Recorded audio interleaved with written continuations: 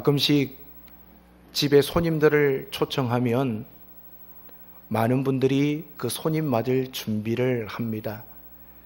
우리 교회도 신방철이 되면 여러 성도님들이 이렇게 이야기를 합니다. 목사님, 신방 준비하느라 참 힘이 듭니다. 그래, 제가 그래요. 평상시에 잘 깨끗하게 준비해 놓으시면 될 걸 그때 가서 깨끗하게 청소하려고 하니까 많이 힘이 드시지요. 여러분, 우리가 누군가를 맞이할 때 그냥 맞이하지 않습니다.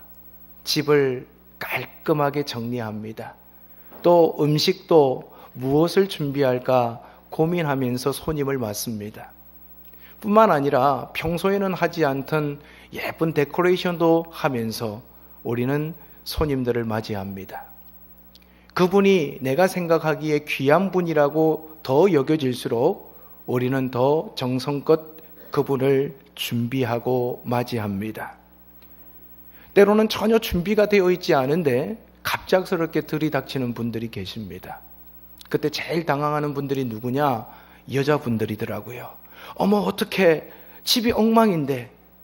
남편들은 밑도 끝도 없이 우리 집에 갑시다 하고 손님들을 끌고 오잖아요. 그때마다 준비가 되지 않은 채 손님들을 맞이하는 아내들은 참 많이 당황하곤 합니다. 여러분, 얼마 지나지 않으면 온 인류의 죄악을 감당하시고 이 땅에 오신 예수님의 탄생이 다가옵니다. 어떤 사람은 예수님께서 오신 날짜가 12월 25일이냐라고 따지는 분들이 있습니다. 물론 예수님께서 이 땅에 오신 날짜가 12월 25일이 아닙니다. 그러면 왜 믿는 사람들은 12월 25일을 예수님께서 탄생하신 날이라고 지키느냐? 이렇게 비난하시는 분들도 있습니다. 하지만 우리 믿음의 사람들은 주님의 오심 그 자체를 축하하는 것이지 12월 25일이라고 하는 날짜를 축하하는 것이 아닙니다. 날짜는 어찌 보면 중요하지 않습니다. 그래서 모든 기독교인들이 12월 25일을 정하고 그날에 주님이 탄생하신 날로 축하하기 위해서 예배를 드리고 또 기쁨에 참여하는 거지요. 주님께서 이 땅에 오신 것은 당연한 사실입니다. 따라서 그 주님의 오신 그 사실을 기뻐하면서 우리는 그날을 기다리고 있습니다. 예수님께서 이 땅에 오심으로 인해서 역사는 그 줄기가 바뀌었습니다. 예수님이 오시기 전에는 BC라고 하고 예수님이 오신 이유를 AD라고 합니다. 즉 예수라고 하는 분이 이 땅에 메시아로 오심으로 인해서 역사의 물줄기를 바꾸어 놓으셨습니다. 여러분, 이렇게 존귀한 예수님을 우리는 어떻게 맞이해야 하겠습니까? 오늘 말씀해 보면 예수님을 맞이하기 위해서 오랫동안 기다렸던 두 사람에 대한 이야기가 나옵니다. 오늘 우리는 어쩌면 신앙생활에 열심을 다해서 사시고 또 때로는 신앙생활에 익숙해지다 보니까 성탄절이 다가와도 별 감흥이 없는 분들이 많으신 것 같습니다. 하지만 오늘 주신 말씀을 통해서 어떻게 예수님을 맞이할 것인가 교훈을 얻는 귀한 시간이 되었으면 좋겠습니다. 첫 번째로 예수님을 바로 알면서 맞이해야 합니다. 말씀해 보면 예수님께서는 갈레를 따라서 태어나신 지 8일 만에 할례를 받았습니다. 그리고 그 부모님과 함께 비둘기를 제물로 드리기 위해서 예루살렘 성전을 방문하셨습니다. 그때 거기에는 시므온이라고 하는 사람이 있었습니다. 25절 말씀해 보면 예루살렘에 시므온이라 하는 사람이 있으니 이 사람은 의롭고 경건하여 이스라엘의 위로를 기다리는 자라 성령이 그 위에 계시더라 라고 말씀합니다. 시므온에 대해서 성경은 의롭다, 경건하다라고 표현하고 있습니다. 뿐만 아니라 성령이 그 위에 계셨다라고 말씀합니다.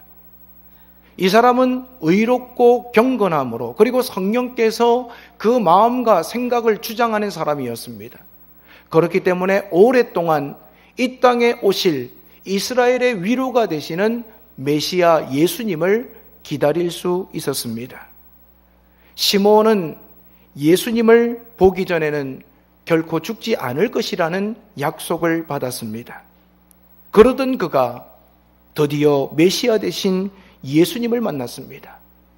오랫동안 손꼽아 기다리던 예수님, 그토록 긴 시간 동안 오지 않으시던 그 예수님을 자신의 눈으로 보고 만나게 된 것입니다. 이 시몬이 예수님을 만나서 어떻게 했습니까? 30절에서 32절에 보시면 내 눈이 주의 구원을 보았사오니 이는 만민 앞에 예비하신 것이요 이방을 비추는 빛이요 주의 백성 이스라엘의 영광이니이다 라고 고백합니다. 내 눈이 드디어 그 오랫동안 기다리던 주의 구원을 보았습니다. 이 메시아 예수님은 이방을 비추는 빛입니다. 이스라엘의 영광입니다 라고 고백하고 있습니다. 그리고 34절과 35절에 보면 시몬이 그들에게 축복하고 그의 어머니 마리아에게 말하여 이르되 보라 이는 이스라엘 중 많은 사람을 폐하거나 흥하게 하며 비방을 받는 표적이 되기 위하여 세움을 받았고 또 칼이 내 마음을 찌릿하리니 이는 여러 사람의 마음의 생각을 드러내려 함이니라 말씀하고 있습니다. 시몬은요 약속을 지키신 하나님을 찬양했습니다. 그리고 그 예수님이 인류의 구원자요 세상의 빛임을 고백했습니다. 뿐만 아니라 메시아가 사람들에게 비방을 받고 결국은 죽을 것이라는 사실을 34절과 35절에서 증거하고 있습니다. 즉 시몬이라고 하는 사람은 메시아 대신 예수님을 맞이했는데 메시아가 누군지 무엇을 하는 분인지를 분명히 알면서 맞이했다라는 거예요. 우리는 손님을 맞이할 때 전혀 모르는 분들을 맞이하지는 않습니다. 낯선 사람을 집에 함부로 들여놓았다가 그 사람에게 무슨 봉변을 당할는지 모르기 때문입니다. 그 사람이 살인자로 변할지 강도로 변할지 우리는 알 수 없습니다. 따라서 우리가 마땅히 알아야 할 것을 모르는 것은 불행한 일이 됩니다. 그것은 때로는 크나큰 비극을 가져올 수 있기 때문입니다. 어떤 아들이 있었습니다. 아버님을 잘 섬기는 아들이었습니다. 그런데 아들은 서울에서 직장 생활을 하고 있었고 아버지는 시골에서 어머니 없이 외롭게 하루하루를 살아가고 계셨습니다. 그런데 이 아버지의 지병이 있었는데 심장이 안 좋으셨어요.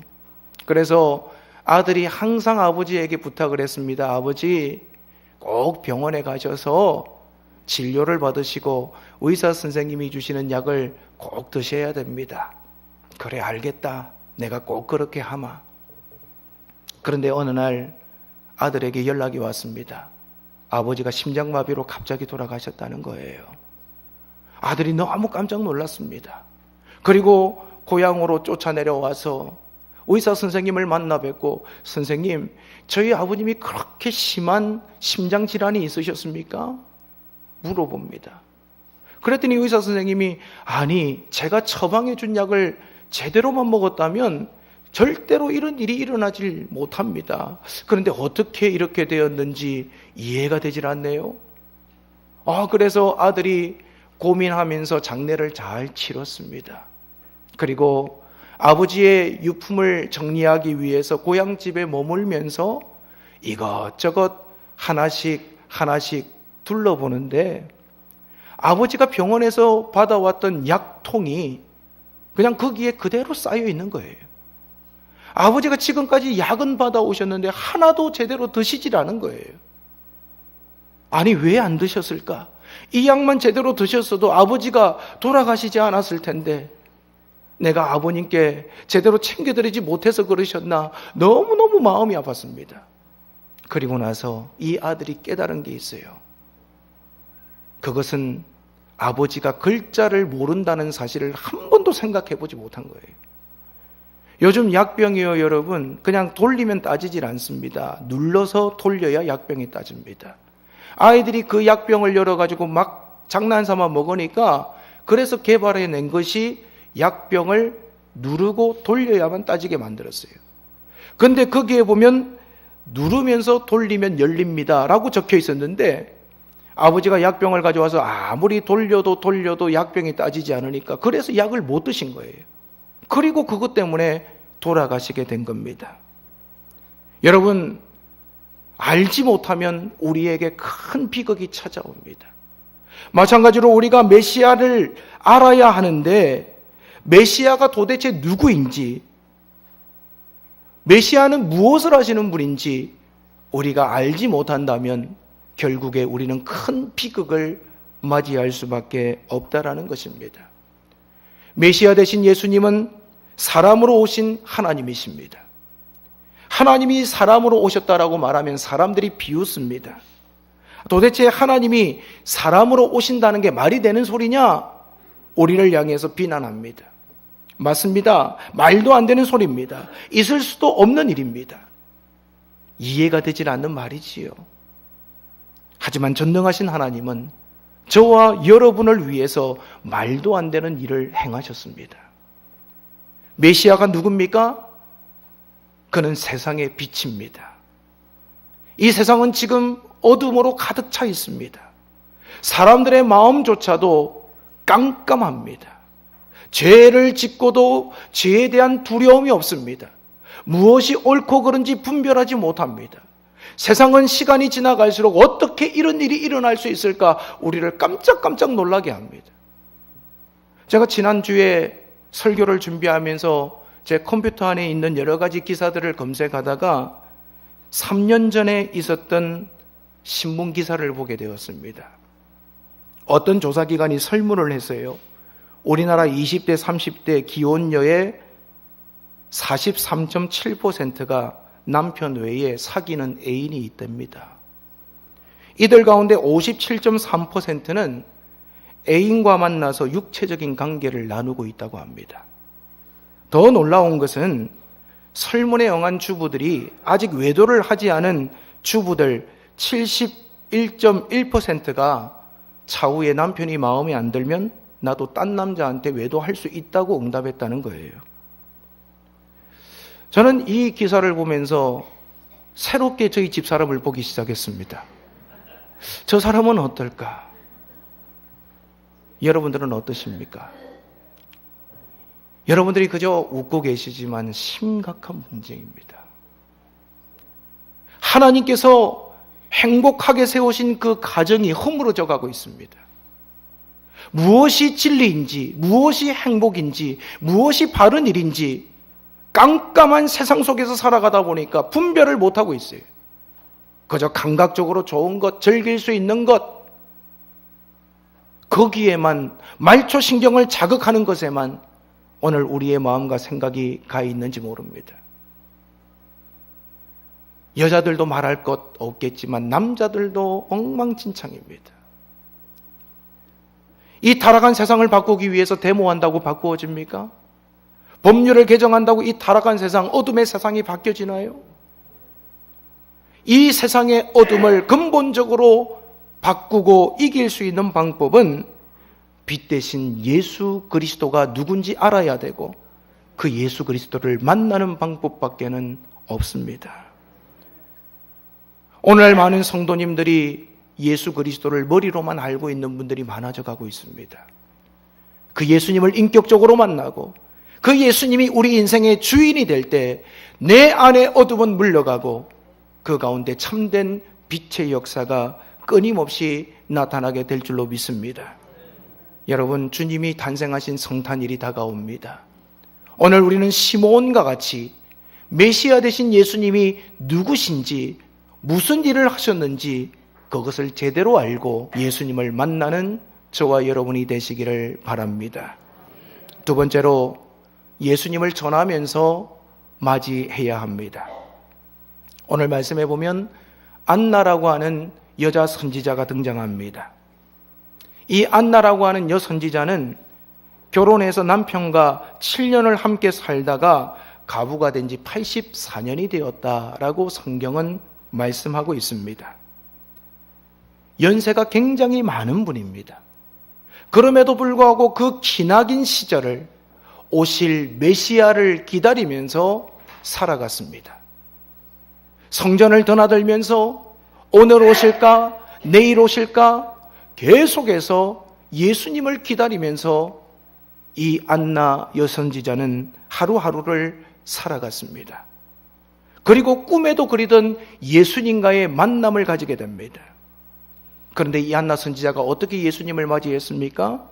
38절에 보시면 마침 이때에 나와서 하나님께 감사하고 예루살렘의 속량을 바라는 모든 사람에게 그에 대하여 말하니라 말씀합니다.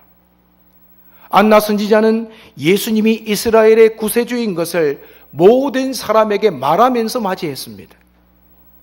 예수님을 제대로 만난 사람은 입을 다물 수가 없습니다.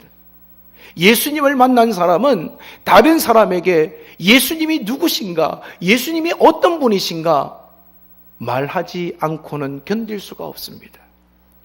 요한복음 4장에 보면 수가성에서 예수님을 만난 사마리아 여인에 대한 이야기가 나옵니다. 이 여인은 예수님을 만난 후에 동네로 뛰어들어가서 예수님에 대해서 증거했습니다. 여러분, 바울은 어땠습니까? 다메섹 도상에서 예수님을 만나고 나서 그는 예수님을 전하는 인생이 되었습니다. 오늘 우리는 우리 주변에 연예인을 만나고 권세 있는 사람을 만나고 나면 다른 사람들에게 자연스럽게 자랑을 합니다. 내가 누구누구를 만났어. 내가 대통령과 악수를 해봤어.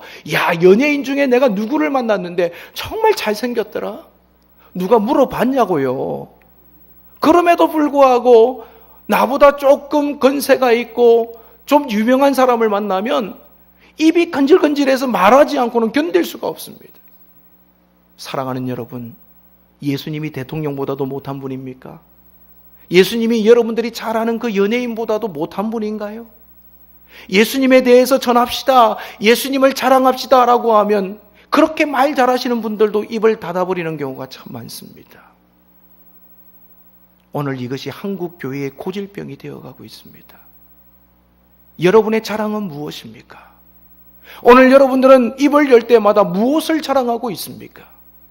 오늘 안나 선지자와 같이 우리는 끊임없이 예수님을 자랑하면서 예수님 맞을 준비를 할 수 있는 우리 성도님들이 되시기를 주님의 이름으로 축원을 드립니다.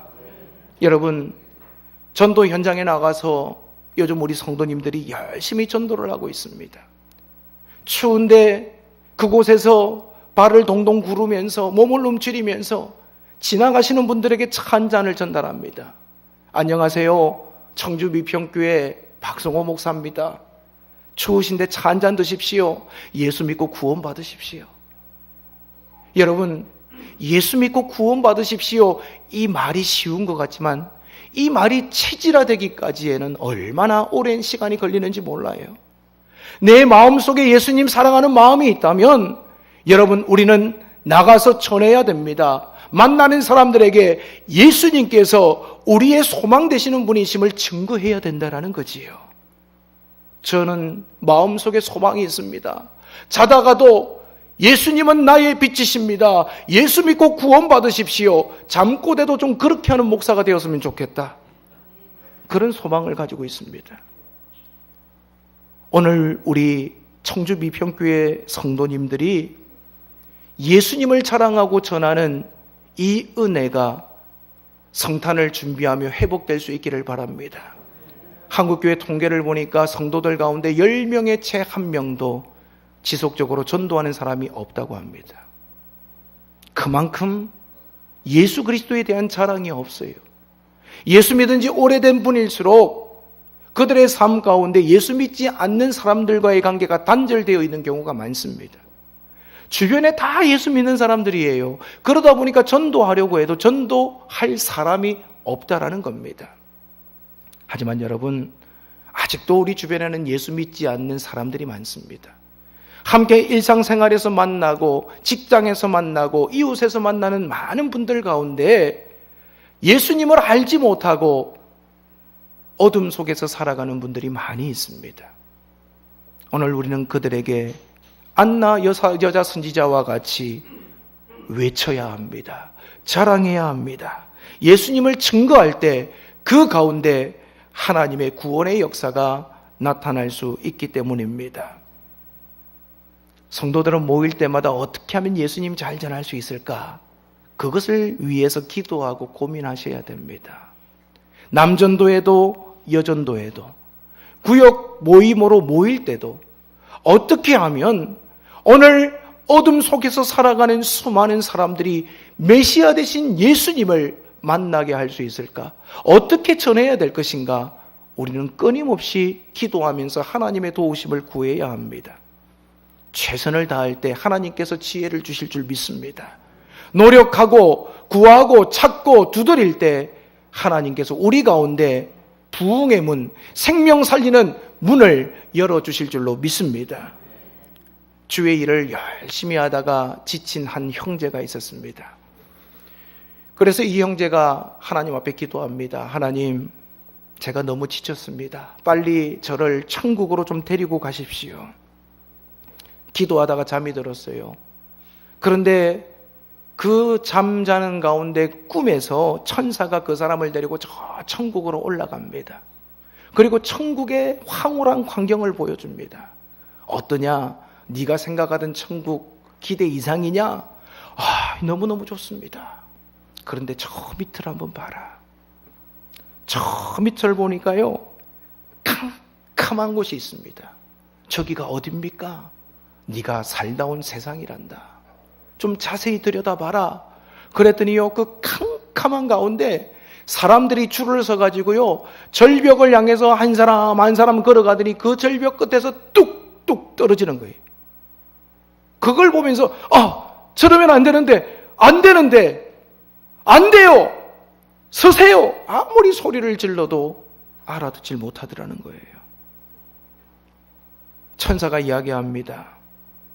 너는 여기 머물면서 이곳에서 기쁨과 행복을 누리길 원하니? 아니면 다시 세상에 가서 저 죽어가는 영혼들 구원하길 원하니?